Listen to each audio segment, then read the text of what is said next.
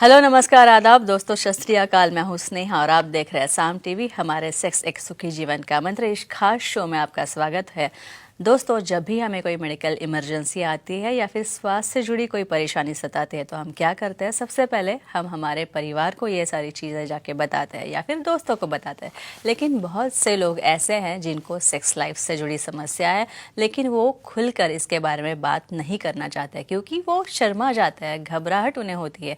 लेकिन अब शर्माने की, घबराने की कोई ज़रूरत नहीं है कि डॉक्टर विजय दहीफले हमारे साथ है, जो कि आपके सेक्स से जुड़ी और लैंगिक समस्याओं से जुड़े सारे सवालों के जवाब बहुत ही आसान और सरल तरीके से देंगे। तो आइए सबसे पहले उनके बारे में जानते हैं। डॉक्टर विजय दहीफले ये एक जाने माने सेक्सोलॉजिस्ट, यूरोलॉजिस्ट और एंड्रोलॉजिस्ट है। डॉक्टर विजय दहीफले जी के क्लिनिक संभाजी नगर, हैदराबाद, दिल्ली में द्वारका, पुणे तथा नवी मुंबई में नेरुल, खारघर मेडिकोर हॉस्पिटल, थाने, दादर, अंधेरी, कल्याण, नासिक, नागपुर, अहमदाबाद और दुबई में भी है। डॉक्टर दहीफले जी का भारत तथा अन्य देशों में कॉन्फ्रेंसेस और सेमिनार्स के लिए हमेशा आना जाना रहता है, जिनके माध्यम से डॉक्टर विजय दहीफले सेक्स संबंधी सभी समस्याओं पर सलाह एवं मार्गदर्शन करते हैं। तो डॉक्टर साहब इस वक्त हमारे साथ स्टूडियो में मौजूद है, तो आइए उनका स्वागत करते हैं। डॉक्टर साहब, स्वागत है आपका। नमस्ते। दोस्तों, सेक्स हम सभी के जीवन का एक बहुत ही महत्वपूर्ण हिस्सा है। हम सभी के शरीर अलग अलग प्रकृति के हैं, लेकिन इसी प्रकृति के आधार पर आपको कई चीज़ें पसंद आती है तो कई नापसंद। इसी तरह से हर बार एक ही पोजीशन में सेक्स करना काफ़ी बोरियत भरा भी साबित हो सकता है। भारत में ही कई सारे ऐसे प्राचीन ग्रंथ लिखे गए हैं जिनमें संभोग की इन क्रियाओं का उल्लेख किया गया है और इसी के बारे में, यानी जिन्हें हम सेक्स पोजीशन कहते हैं, उनके बारे में बताया गया है। तो इसमें आप अपने स्वभाव और साथी की पसंद को ध्यान में रखते हुए सेक्स पोजीशन से अपनी सेक्सुअल लाइफ बहुत ही रोमांटिक, रोमांचकारी बना सकते हैं।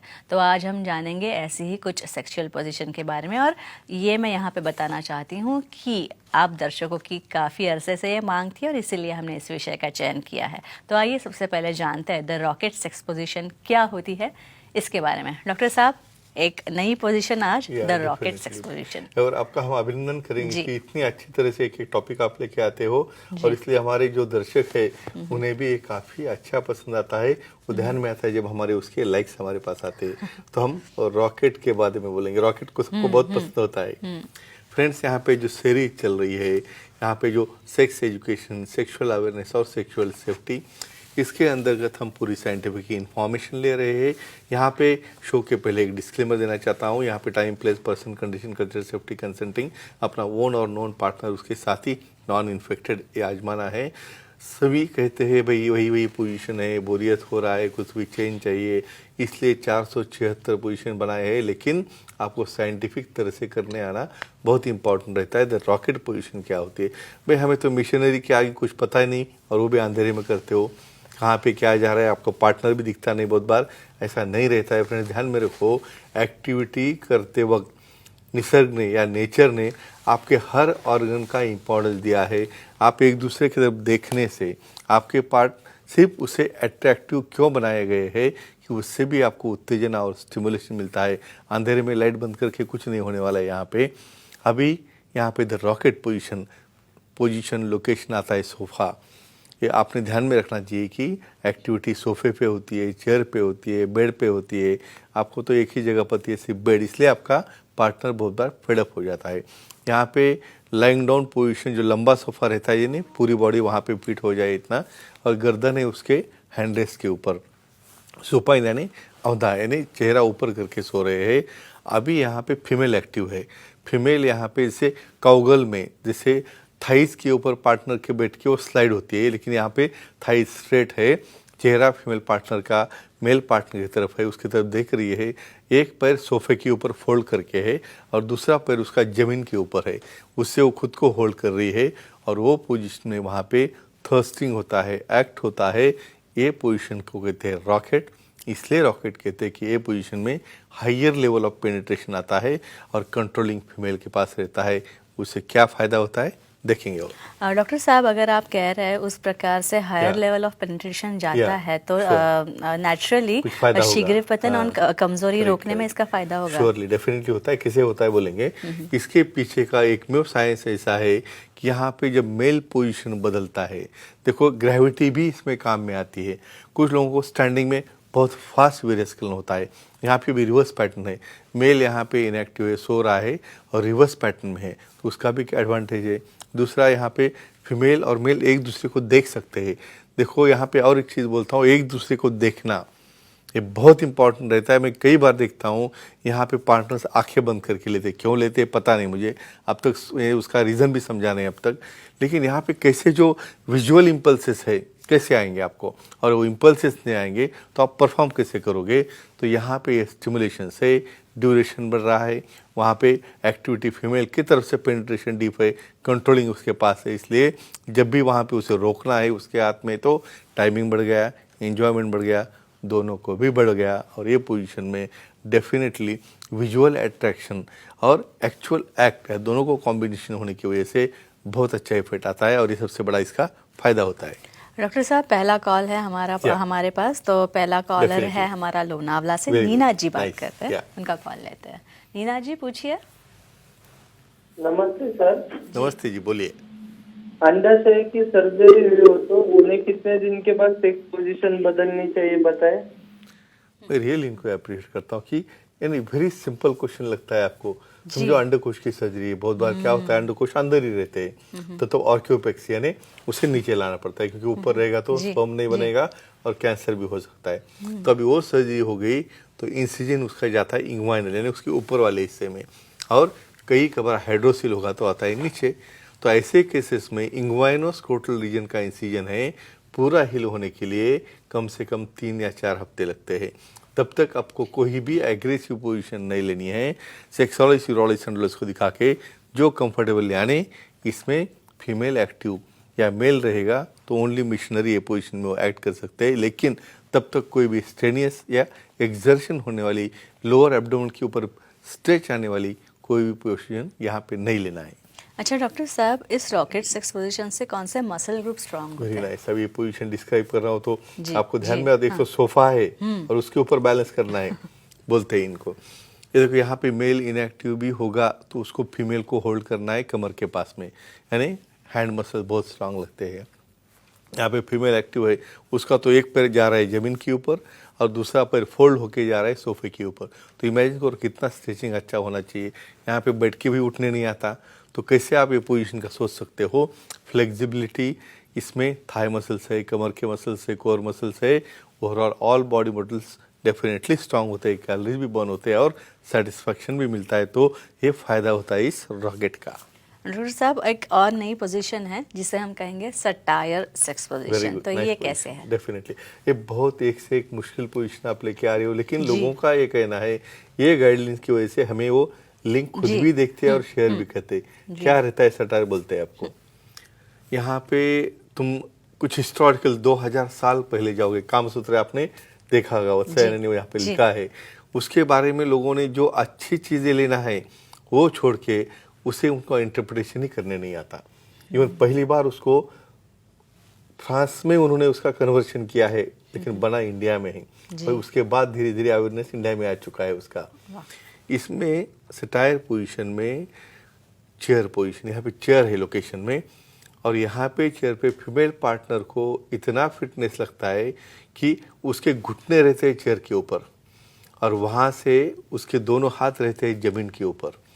ये पोज लेने के बाद फिर मेल पार्टनर बैक साइड से, जैसे डॉगी स्टाइल में रहता है, दोनों पाँव की तरफ क्रॉस करके स्टैंडिंग में आता है, अपने दोनों हाथों से फीमेल पार्टनर को होल्ड करता है वेस्ट के ऊपर और वहाँ पे थर्स्टिंग करते हैं।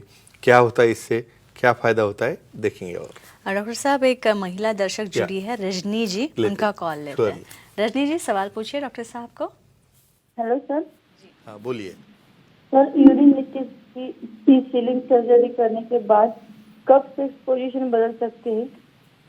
Very good. सर्जरी के बाद एक सर्जरी रहती है, यानी कुछ लोगों को खांसी हो गई या छींक आ गई तो यूरिन लीकेज होता है, तो उसे टी स्लिंग नाम की अच्छा। सर्जरी है, और वो करने के बाद कब सेक्स पोजीशन बदलनी है बताएंगे हम साइंटिफिकली क्या होता है इसके अंदर।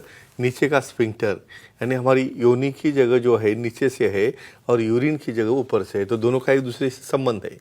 किसी भी कारणवश वहाँ पे योनि की जगह ढीली हो गई तो वहाँ पे यूरिन का लीकेज शुरू हो जाता है। भाई इवन आप झुक गए या खांसी आ गई तो भी लीक होता है। तो ऐसे केस में एक नायलॉन इथेनॉल की स्लिंग रहती है, उससे हम वो एंगल को उठाते हैं। देखो यहाँ पे ये सर्जरी सेट होने के लिए कम से कम 2 महीने लगते हैं। तो 2 महीने तक कौन सा भी सेक्सुअल विगरस एक्ट जब तक सेक्सोलॉजिस्ट यूरोलॉजिस्ट एंड्रोलॉजिस्ट नहीं कहेंगे तब तक नहीं करना है। और पोजीशन चेंजिंग वगैरह जब ये सेट हो जाएगा, जब यूरिन का कंट्रोल अच्छा आएगा, उसके बाद ही धीरे धीरे लुब्रिकेंट यूज़ करके मिशनरी से वो स्टार्ट कर सकते हैं। और अधिक इन्फॉर्मेशन वो सुखी जीवन के मंत्र के बुक में देख सकते हैं। अच्छा डॉक्टर साहब, इस सटायर सेक्स पोजीशन से कौन से मसल ग्रुप पे असर होता है? Very good, very nice question. जी। यहाँ पे सटायर पोजीशन में ऐसा सोच सर्कस के जैसा लग रहा है, हाँ? अनफिट है तो उससे तो सोचना भी नहीं सोचना आधे चाहिए। तुम हवा में हो और आधे चेयर पे हो।